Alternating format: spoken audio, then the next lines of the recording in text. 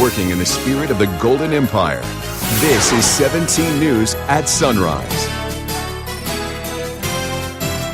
Good morning. Right now at 5, we're watching the weather and the power today, tracking the potential public safety power shutoffs. We'll have everything you need to know on when or if you could be affected. Is the equipment to blame? PG&E may be at fault for a Kern County fire this year. What federal documents say coming up. Still missing. A toddler reportedly taken under mysterious circumstances still hasn't been found this morning. We'll have the latest on who police think took him. This is Thursday, October 10th, 2019. Good to have you with us. I'm Maddie Jansen alongside Alex Fisher. Yeah, and again, we're tracking the weather this morning as a lot of winds come down the Golden State. Let's check in with Kevin Charette for a first look at your forecast. And those winds are going to continue as we head into this afternoon. They're relatively calm right now. We're at 56 degrees with an east-southeast wind at 3 miles per hour. And as we take a look at the day, we'll start out in the 50s, expecting 70s this afternoon. And we will see that easterly wind upwards of 6 to 10 miles per hour here in the valley. It's really the mountains and the desert we'll be tracking carefully. We're at 37 in Tehachapi. Fairly calm wind right now out of the east-southeast at 6. And as we take a look at the current conditions, and you can see very little wind activity. We will run into a little bit of a breeze over the Grapevine if you're headed that direction this morning. And I want to show you some of the wind gusts of yesterday around Kern County. Tehachapi, the airport there, 32 mile per hour wind gust, 23 out in Pine Mountain Club, Bear Valley at 21, Lake Isabella had a wind gust of 29,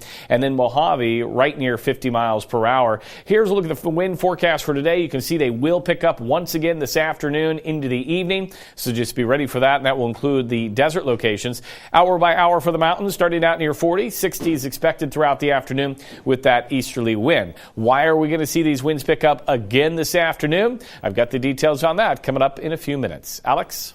All right, thanks so much, Kevin, taking you outside for the first time this morning. And here's a look at the 99 near 7th standard.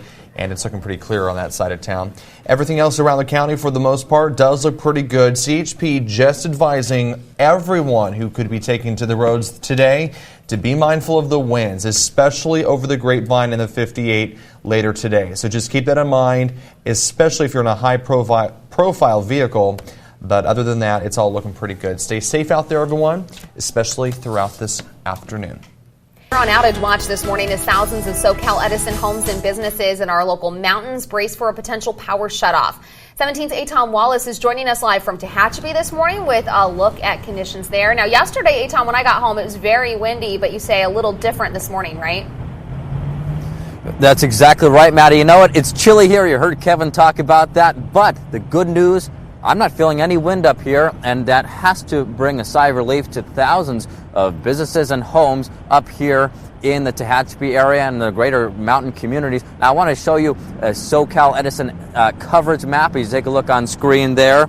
Here is what it serves. SoCal Edison serves much of eastern Kern County. And if you take a look at this map, you can see where the coverage is split between PG&E and SoCal Edison. Now, communities around Tehachapi and Lake Isabella are in the SoCal Edison shutoff zone. And here's the latest. SoCal Edison says it has shut off power to 65 homes and businesses in Horse Canyon, north of Kernville, and Bird Spring Canyon, that's around 50 miles north of where we are here in Tehachapi, and those areas are in the vicinity of the Erskine fire burn scar. Now, another 19,582 homes and businesses across our mountain communities are under what SoCal Edison is calling power shutoff consideration. Those areas include Fraser Park, Tehachapi, Lake Isabella, and Wofford Heights. SoCal Edison this morning wants its customers to be prepared.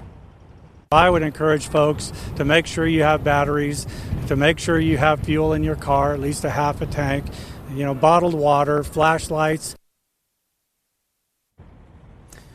Now, I want to show you what it looked like in downtown Tehachapi within the last hour. Take a look. The power is on, stoplights are functioning, and the streets are lit. Meantime, SoCal Edison will have a community resource center at the Kern River Valley back here live. The Kern Valley Senior Center, that's 6405 Lake Isabella Boulevard. And Thursday night, that's tonight starting at 6:30, SoCal Edison experts will be talking about their wildfire mitigation efforts there. Meantime, in the next half hour here, we should let you know that SoCal Edison Representative David Song will be live on our newscast, so be sure to stick around for that important update.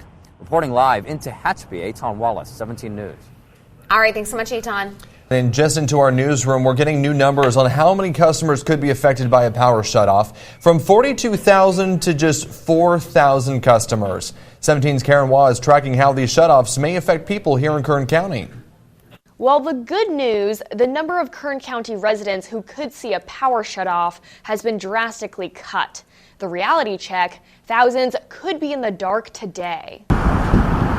The number of PG&E customers in Kern County that could be affected by a power shutoff was cut by about 90% Wednesday evening. Primarily in northeast and east Bakersfield, the Lake Isabella area, and south of Arvin, according to this map from PG&E. This decision is all about public safety. What brings the shutoffs to Kern County? Santa Ana winds across Southern California, including portions of our territory, the Tehachapi Mountains. These events historically are the events that cause the most destructive wildfires in California history. Already, a total of about 750,000 PG&E customers statewide have experienced a shutoff. The utility confirms this is the largest shutoff since the program started in 2018. It's important for our customers to remember that our electric system is interconnected.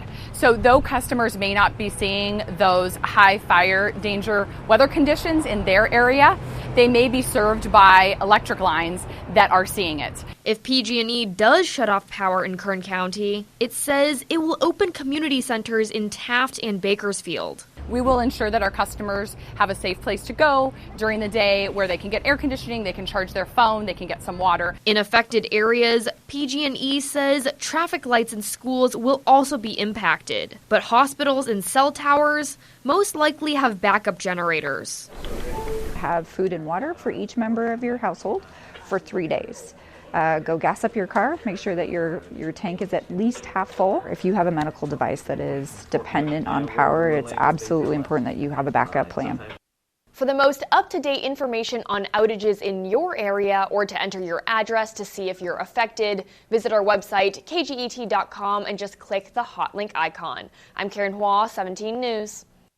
Other new information from PG&E this morning. PG&E has now restored power to approximately 50,000 customers in the Sierra foothills since the shutoff began. PG&E also has a new website dedicated just to the power safety shutoffs. We've posted a link to that website on our website, kget.com. Because of the potential for a power shutoff, the Kern High School District announced 2 school delays this morning. Stockdale High and North High are both on a 2-hour delayed start. The district says it's closely monitoring the situation and parents will be notified by 8 a.m. if power's out and school will be canceled for the day. But as of now, just a 2-hour delay for those 2 high schools. If you have any questions about whether your area could see a power shutoff, there's a simple thing that you can do to get the latest from PG&E. All you need to do is sign up for alerts by texting the word enroll to the number 97633. Again, for PG&E customers. 5:08 now, and these shutoffs have prompted water safety concerns. Cal Water says it's been preparing for these shutoffs and says customers should not be impacted. The water utility says additional generators are at facilities as backups. Extra crews are at water treatment facilities to make sure systems stay on. The public safety power shutoffs have prompted the state to launch its Emergency Operations Center. It's activated to its second highest level as PG&E rolls out its largest power shutoff ever. Typically, the EOC is activated in response to an emergency, but officials say this is precautionary. This is a big weather event, and it's a big fire risk, and we need to take this very seriously. Inside the EOC, several state agencies are keeping an eye on resources and services in areas affected by the power shutoffs. Some utility resources are already positioned in Nevada in case of an emergency. Law enforcement and CAL FIRE are a constant presence at EOC, both aiming to keep the public safe during the power shutoffs while monitoring the high fire threat. PG&E also has a presence inside the Operations Center. How long the EOC stays activated depends on the weather event. Officials expect it to be up and running at least through tomorrow. And Governor Gavin Newsom released a statement that reads in part, while the frustration that Californians feel as they deal with the impacts of these power outages is warranted, the purpose of utilities across our state conducting PSPS is to protect communities against the real threat of wildfires due to existing weather conditions. We encourage you to listen to guidance provided by the utility companies about the impact in your community and directions from law enforcement and local officials so you can stay informed in the hours and days to come. New information this morning about the search for a 2-year-old boy and the man suspected of taking him. This is a picture of Jace Fletcher. KCSO says his uncle, Eric Truman, took him from a home in the area of South Regal Street and Rainbow Court in Oildale. It happened just before 7 o'clock last night. Truman was last seen wearing a black shirt, blue jeans, and a black hat. Jace was last seen wearing a maroon sweatshirt and sweatpants. KCSO says if you see Truman, do not attempt to stop him and instead call 911. Still ahead this morning on Sunrise, we're learning stunning new information about a handful of fires that sparked throughout the state this year. We'll explain what court documents are revealing that sparked a fire in Kern County earlier this year. Fire danger is still high. We're still looking at some winds to pick up this afternoon. We'll talk more about it coming up right after the break. Stay with us. Working in the spirit of the Golden Empire, this is 17 News with Maddie Jansen, Alex Fisher, and Kevin Charette with your Pinpoint Doppler forecast. This is 17 News at Sunrise. At least one person's dead after an early morning crash in the Kern River Canyon. It happened just before 2 this morning on westbound Highway 178. CHP says a car crashed into the side of the canyon. A woman inside the vehicle died. Paramedics took another woman to the hospital with minor injuries. No word on whether drugs or alcohol were factors. California schools will soon get to decide if parents administer medical marijuana to their kids at school. Current law prevents pot from being on campus, period. But that's changing. Yesterday, Governor Gavin Newsom signed a bill that reverses the ban on cannabis within 1,000 feet of campuses. That means kids who use medical marijuana may be able to get their medication at school.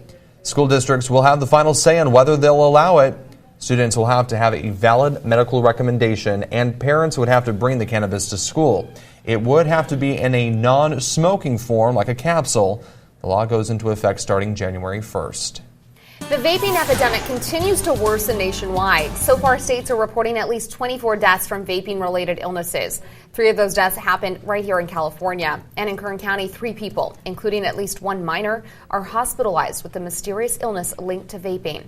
Coming up today on NBC's investigative and consumer correspondent Vicki Nguyen takes a look at vaping products being sold in stores and online to appear as normal school gear. The investigative team decided to show how effective these hidden vaping products are, so they outfitted student volunteers and asked school officials and parents to spot the camouflaged vapes.